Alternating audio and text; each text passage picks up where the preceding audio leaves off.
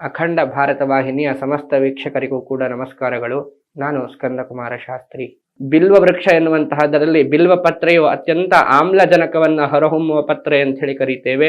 ಆ ಆಮ್ಲಜನಕವು ನಮಗೆ ಪ್ರಭೂತವಾಗಿ ಸಿಗುವಂತಹ ಸಂದರ್ಭ ಶಿವರಾತ್ರಿ ಅಂತ. ಯಾಕೆ ಕೇಳಿದ್ರೆ ಆ ವಾತಾವರಣದಲ್ಲಿ ಬದಲಾಗುವಂತಹ ಕಾಲ, ರಾತ್ರಿಯು ವಿಶೇಷವಾಗಿರತಕ್ಕಂತಹ ರಾತ್ರಿ ಅವತ್ತಿನ ದಿವಸ ನಮಗೆ ದೊರಕ್ತದೆ. ಯಾಕೆ ಕೇಳಿದ್ರೆ ಅನೇಕ ಪ್ರಮಾಣದಲ್ಲಿ ರಾತ್ರಿ ಎನ್ನುವಂತಹ ಭಾಗ ಆ ದಿವಸದಲ್ಲಿ ಇರ್ತದೆ.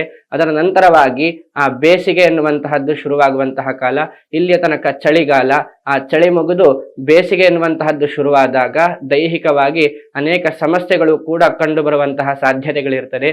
ಅಂತಹ ಎಲ್ಲ ತೊಂದರೆಗಳನ್ನ ದೂರ ಮಾಡುವಂತಹ ಉದ್ದೇಶದಿಂದ ಅವತ್ತಿನ ದಿವಸ ಬಿಲ್ವ ವೃಕ್ಷವನ್ನ ಅಥವಾ ಬಿಲ್ವ ಪತ್ರೆಗಳ ಸಾಮೀಪ್ಯವನ್ನ ನಾವು ಹೊಂದಿದಾಗ ನಮಗೆ ಸಮಸ್ಯೆಗಳೆಲ್ಲ ದೂರವಾಗ್ತದೆ ಅಂತ ಹೇಳಿ ಶಾಸ್ತ್ರ. ಅದೇ ರೀತಿಯಾಗಿ ರುದ್ರ ಪಠನವನ್ನು ಮಾಡಿದಾಗ ಆ ರುದ್ರವು ಅನೇಕ ವಾಕ್ಯಗಳನ್ನ ಹೊಂದಿರುವ ಕಾರಣ, ಅದು ಅತ್ಯಂತ ದೀರ್ಘವಾಗಿರುವಂತಹ ಕಾರಣ ಅದನ್ನ ಉಚ್ಚಾರಣೆ ಮಾಡುವಾಗ ಉಸಿರಾಟವು ಕೂಡ ಅನೇಕ ಕಾಲದ ತನಕ ಮಾಡಬೇಕಾಗುವಂತಹ ಸಂದರ್ಭದಿಂದ ನಮಗೆ ದೈಹಿಕವಾಗಿ ಪ್ರಾಣಾಯಾಮವು ಕೂಡ ಆ ಸಂದರ್ಭದಲ್ಲಿ ಆಗ್ತದೆ.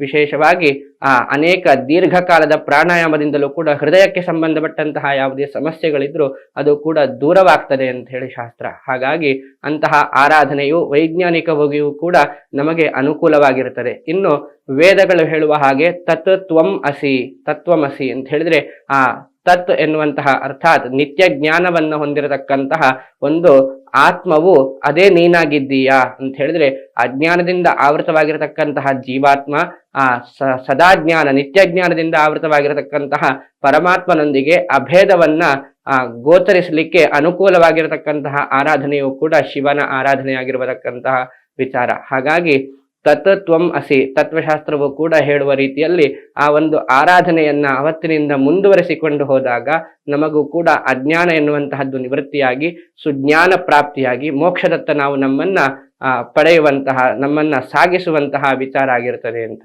ಇನ್ನೊಂದು ವಿಡಿಯೋ ಮುಖಾಂತರವಾಗಿ ಮತ್ತೊಮ್ಮೆ ಇಂತಹ ವಿಚಾರಗಳನ್ನ ತಿಳಿದುಕೊಳ್ಳಲು ನಾವು ಭೇಟಿಯಾಗೋಣ.